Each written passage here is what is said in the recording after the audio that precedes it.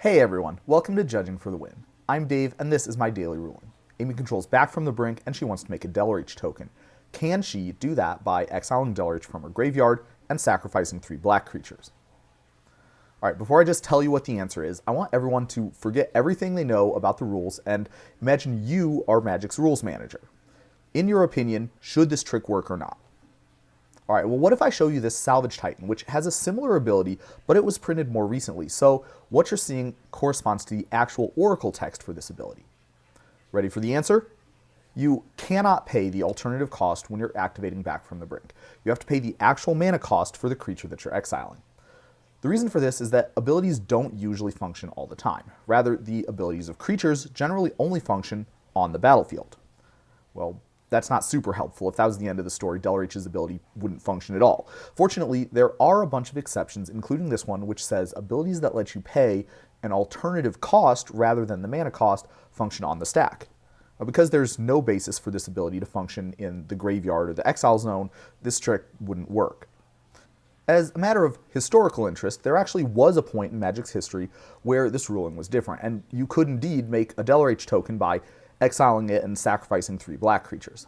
Previously, the rule I cited was worded such that an ability that lets you pay an alternate cost functioned in whatever zone the card's mana cost could be paid. Now, this was changed during the CR update for Dominaria as a result of the change in the standard template for spells that referred to themselves, changing from using the card's name to saying this spell. The rules team thought you may sacrifice 3 artifacts rather than pay Salvage Titan's mana cost, made it sound like it would be possible to do that anytime you were paying its mana cost for any reason. But if you were going to say, rather than pay this spell's mana cost, well, that sounded a lot more like it should only work if you were, casting it as a spell.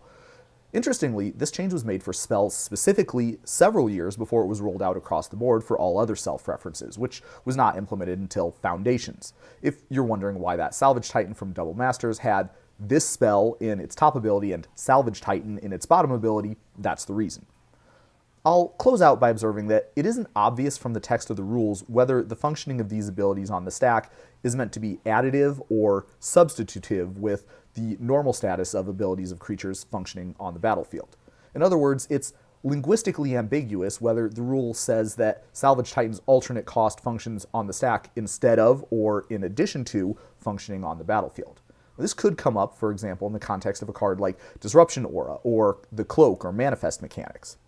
Although the rules as written are ambiguous, I think it's fairly certain based on the context surrounding the change in the relevant rule that the intention was for this case that the ability would only function on the stack and not on the battlefield also. That's all I have for you today. How did you do? Join me again next time for another daily ruling. Until then, I hope you have a great day.